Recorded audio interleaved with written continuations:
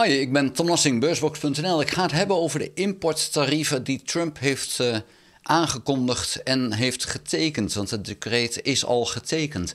Het gaat om 25% importtarief op aluminium en op staal. Wat heeft dat voor gevolgen? Nou, eerst wil ik even laten weten welke gevolgen er zijn voor welke landen. Het betreft met name Canada en Mexico, de EU, Japan en Brazilië, gek genoeg. Als we kijken naar aluminium, is Canada veruit de grootste, met zo'n 16 miljard aan waarde die ieder jaar naar Amerika toe gaat. En daar gaat dan een 25% tarief op plaatsvinden. De EU 2 miljard, Japan 1,5 miljard, Mexico 2,5 miljard. Dat is dus aluminium. Kijken we naar staal, dan praten we over Canada 6,6 miljard, de EU 3 miljard, het Verenigd Koninkrijk 1,5 miljard, Mexico 4,5 miljard, Japan 1 miljard en Brazilië 2,6 miljard. Over al die omzet moeten de Amerikaanse bedrijven dus 25% extra belasting gaan betalen. Wat is de bedoeling daarvan? Nou, eigenlijk hoopt Trump dat dus Amerika zelf meer staal gaat produceren. En oké, dat kan, maar deze importtarieven gaan vandaag al in. Of misschien binnenkort, maar in ieder geval heel snel. En dat betekent dus dat bedrijven die dus nu zeggen van ja, oké, ik moet nu 25% meer gaan betalen, die hebben niet morgen al een nieuwe staalfabriek. Dat kost jaren voordat je die daadwerkelijk hebt, als je die investering al wil doen. Want je kan die investering wel doen, maar ze halen het niet voor niks uit Canada. Het is namelijk goedkoper dan het zelf produceren. Nou, nu gaat Trump het duurder maken om het uit Canada te halen. Dan ga je het in Amerika produceren. Maar je product wordt dus duurder. En andere landen gaan jouw dure product niet kopen, vanwege het feit dat het gewoon te duur is. Het is helemaal niet efficiënt zoals je dat nu doet. Dus de hoop van Trump dat dit beter is voor Amerika, zie ik niet zitten. Er is niemand die dat ziet zitten. Dit gaat ook de inflatie omhoog jagen, want producten in Amerika worden gewoon veel duurder. En als we kijken naar bijvoorbeeld de achteras van een Chevrolet, die wordt in 9 fabrieken gemaakt, waarvan 4 in het buitenland. Dat product gaat op en neer. Daar wordt er iets bij gedaan en nou, dat gaat dan op en neer. Iedere keer moet er 25% worden betaald. Dan gaat zo'n product dus gigantisch duur worden. Dus het is dan minder efficiënt. En ja, wat gaat er dan gebeuren? Ja, uiteindelijk zullen de fabrikanten dus moeten besluiten, wat gaan we eigenlijk doen? Kunnen we deze auto nog wel maken? En is het haalbaar om alles in Amerika te gaan maken? Nou ja, dan ga je dat over zoveel jaar doen. Maar de volgende president, als er een volgende president... Kijk, er komt natuurlijk een volgende president. Maar een volgende president, als die van een andere politieke kleur is, zal zeggen, wij stoppen met die importtarieven, want het is helemaal niet efficiënt. Ja, op dat moment is die hele investering in Amerika voor niks geweest. Dus heb je een heleboel kosten gemaakt die uiteindelijk niet uitkomen, want Canada kan gewoon goedkoper leveren. Mexico kan goedkoper leveren. En ja, dan kies je toch voor dat product elders, want dan wordt jouw eindproduct goedkoper. Dus wat dat betreft, het gaat allemaal niet werken. Nou, dan is het dus het punt, waarom wil Trump die importtarieven? Is het deels om te onderhandelen, maar dan moet je weten, wat wil je dan eigenlijk hebben? Want Trump vindt het heel vervelend dat er een handelsonbalans is. Maar die handelsonbalans is er niet de schuld van die andere partijen. Het is de schuld van Amerika, want die wil die goedkopere spullen hebben om spullen te kunnen maken. Dus die handelsonbalans, die ligt aan Amerika. Amerika kan ook veel kopen, omdat ze enorm in de schulden zijn gaan zitten. De Amerikaanse staatsschulden zijn gigantisch. Ja, als jij maar gewoon geld bijdrukt, dan kan je heel veel kopen. Dus het probleem is Amerika, niet de rest van de wereld. Ja goed, dit gaat dus een handelsoorlog betekenen. Nou hoopt bijvoorbeeld Trump dat de hele wereld op gaat staan tegen een China die goedkoop kan leveren. Dat gaat dus niet gebeuren, want de vijand is hier nu niet China, dat is de VS. Dus de hele wereld gaat zich tegen de VS opstellen. En ja, iedereen heeft nu ruzie met de VS, dat gaat alleen maar erger worden. Nou is eventjes het punt, Mexico en Canada hebben die ruzie met Amerika even kunnen uitstellen. Nu is hij weer terug, maar goed, die hebben dat kunnen uitstellen. Om dat ze dan Trump gewoon een toezegging hebben gedaan die ze al eerder hadden gedaan. Dat ze gewoon weten van Trump kan zich dat toch niet herinneren. En dat bleek ook zo te zijn.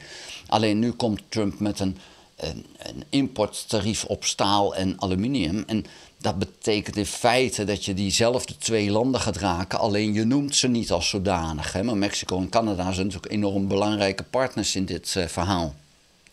En dan raak je ze alsnog. Dus die ruzie met Canada is terug. Nou, de ene land zal zeggen, wij doen net alsof we meedoen. Dat hebben Canada en Mexico gedaan. Andere landen zoals China, die zeggen van nee, ik ga er gewoon vol in.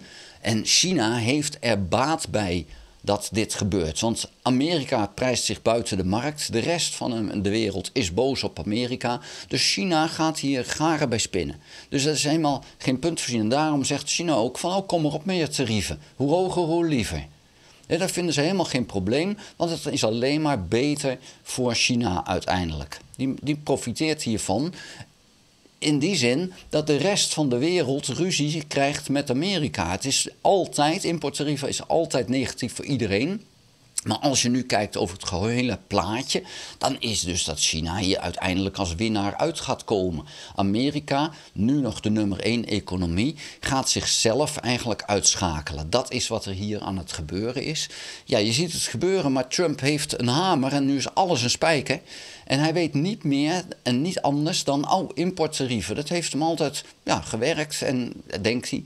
En dat ga ik weer doen. En dat is het enige wat hij doet. En constant. En ja, goed, het heeft geen enkele zin. Er is geen onderhandeling. Hij heeft ook niks wat hij echt wil. Want wat kan je dan tegen Canada zeggen? Ja, je moet meer Amerikaanse spullen kopen. Nou, dat gaan we dus pertinent niet doen. Want we gaan massaal, hoop ik, echt Amerikaanse goederen nu weigeren. We kopen dat gewoon niet meer. Ik bedoel, ik kijk nu, als ik iets koop, waar komt het vandaan? Ik heb het nu liever uit China dan uit de VS op dit moment. En het is alle twee niet goed, maar ik doe toch dan dat liever. Maar het mooiste zou zijn als het elders vandaan komt. Maar aan de andere kant, ja, als het nou zoveel goedkoper is daar, waarom zou je het dan ergens duurder afnemen? Maar ja, goed. Dat blijft dus eventjes het punt. Hoe beter je samenwerkt met andere landen in economieën, hoe opener de grenzen zijn, hoe efficiënter alles is. Nou, Amerika wil pertinent de andere kant op. En dus gaan daar de grenzen in feite dicht. En ja, dat betekent dus dat we geen zaken met Amerika meer moeten doen, want ja, dat torpedeert Amerika zelf. Het heeft weinig zin. Die ruzie die gaat nu echt ontstaan. Ook de EU zal dus iets terug moeten doen. En waarschijnlijk gaat dat landbouwspullen gaan worden. Dat we gewoon minder gaan importeren vanuit Amerika. De reden daarvan, en dat doen heel veel landen, dat ze puur op die landbouw gaan zitten, is dat heel veel staten in Amerika die leven van die landbouwproducten die ze exporteren. En als ze die niet meer kopen, dat zijn de rode staten, dat zijn de Republikeinse staten. Als we die dus niet meer kopen, dan gaan die staten dus de zwaarste druk voelen op hun economie. De hoop is dan dat ze zullen zeggen tegen Trump van hou er eens mee op. Ik verwacht niet dat dat gaat gebeuren, maar ja, hoe dan ook straf je wel de juiste personen. De juiste mensen die dus Trump daar aan de macht hebben geholpen. Dus in die zin, als je Amerika straft, dan is dat nog het beste. Ja, je moet natuurlijk altijd kijken dat je niet jezelf in de vingers snijdt. Dat je dus elders heel veel duurder moet zijn. Maar ja, goed, uiteindelijk kan je het niet over je heen laten gaan dat Amerika importtarieven heeft en jij Amerika er niet voor zou straffen. Aan de andere kant, als wij als consumenten en bedrijven gewoon zeggen van oké, wij gaan zo min mogelijk zaken doen met Amerika. We gaan daar echt weg en we kopen niks meer. Dan hoeven die importtarieven in feite niet eens. Want ja, de handel die droogt gewoon op. En uiteindelijk zou dat een hele goede stap zijn.